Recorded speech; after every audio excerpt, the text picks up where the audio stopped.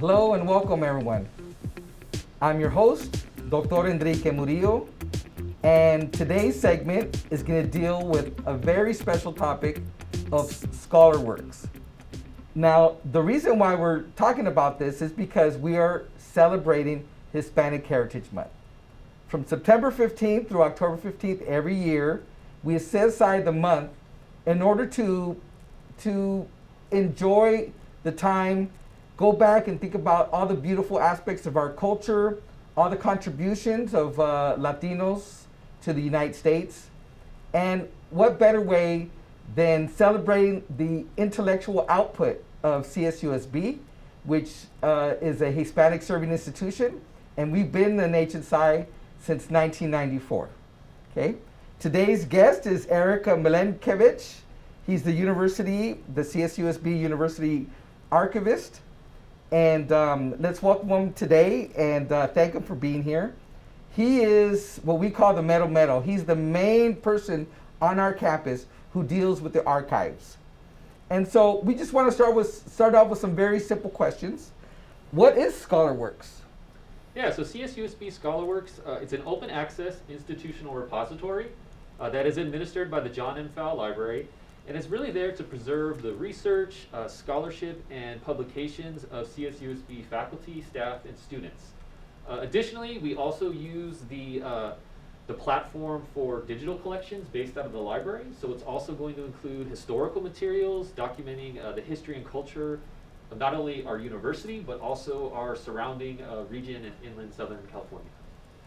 Would you say those are the goals of the repository? Because I know for us, it's a digital record of our output, right?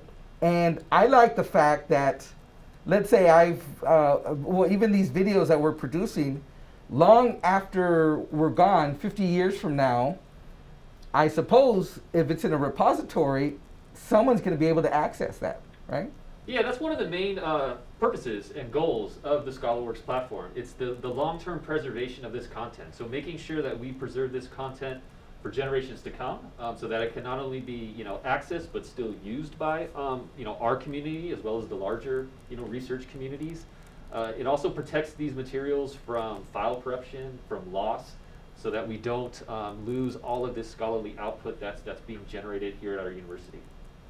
Is there? What are the advantages of ScholarWorks? Because, for example, right now with our lead projects, we're putting a lot of videos on YouTube. And which is great, and it's one way to access people. But I suppose YouTube tomorrow can say, you know what, there's something wrong with your video, we're going to take it off, or we're going to cancel your account, and so you lose that. So what really is the advantage of ScholarWorks?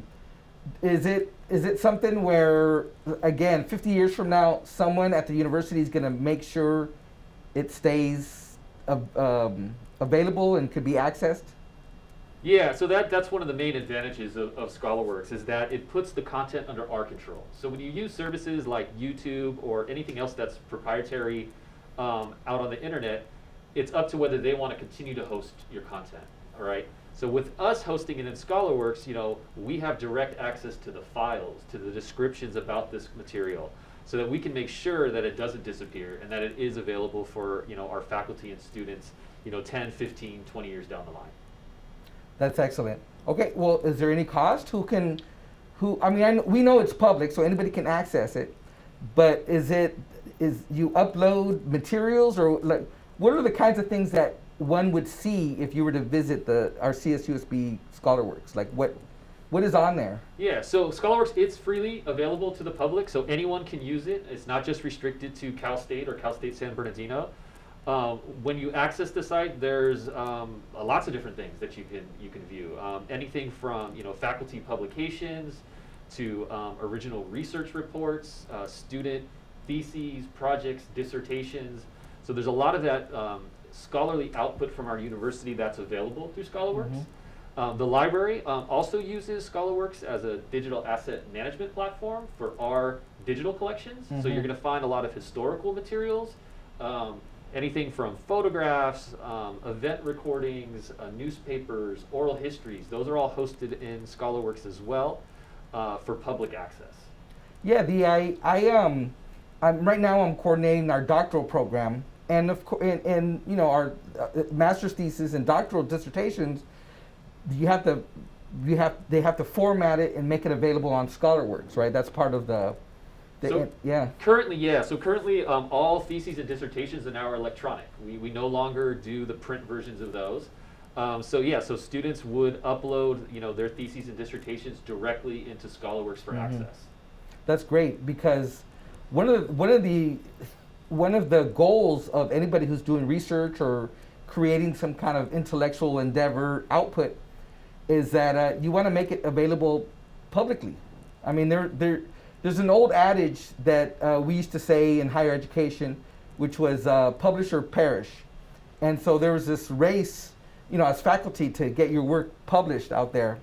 However, as you grow more experienced and perhaps there's no more immediate rush to publish so much, one of the goals, I think, at least for me as a kind of veteran faculty, is that I want my work to be available.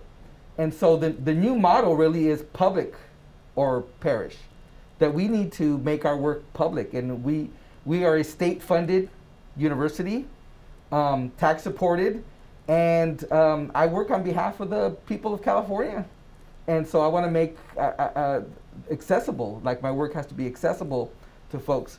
So is CSUSB ScholarWorks connected to like Google? Can I do a Google search? Is it going to come up, Google Scholar? What about those searches? Yeah, so that's one of the key advantages to ScholarWorks as a platform. Everything is indexed by Google, so anything that's available in our platform will show up in Google search results. It'll also show up in Google Scholar. It provides, as you said, a mechanism for faculty and students to publish their work online in a stable environment with a URL that we know is not going to change, so that they can have their work cited and reused by other scholars in the field. So it really, like you said, allows us to push this content out to the broader public much easier than in the past when a lot of these things were in print publications. Got it. Okay, so one other question I have is, I've always wondered, can we use ScholarWorks to comply with public research mandates? For example, I'll give an example. Let's say you get a grant from the National Science Foundation, or a grant from the state of California, or some kind of federal grant, and they make it, they mandate it that your work has to be publicly accessible. So is ScholarWorks the venue for us to make your work? Would we comply with those mandates? Yeah, so ScholarWorks is the venue for that. So anything that's grant related, that's mandated for open access to this content in a stable location, ScholarWorks is going to be the platform that both faculty, staff, and students are going to want to use. Got it. Okay, so a little while ago you mentioned the things that are available, the types of materials you'll see. So are learning objects, I mean, is it have to be digital? There's no archive like for something physical, right? it's everything's digital? Yeah, so everything on the platform it's in digital format, so people can view it online. Also, there's many times there's options for downloading. So if it's a publication, you can download that publication or article. If it's a video, it streams directly in the platform for viewing.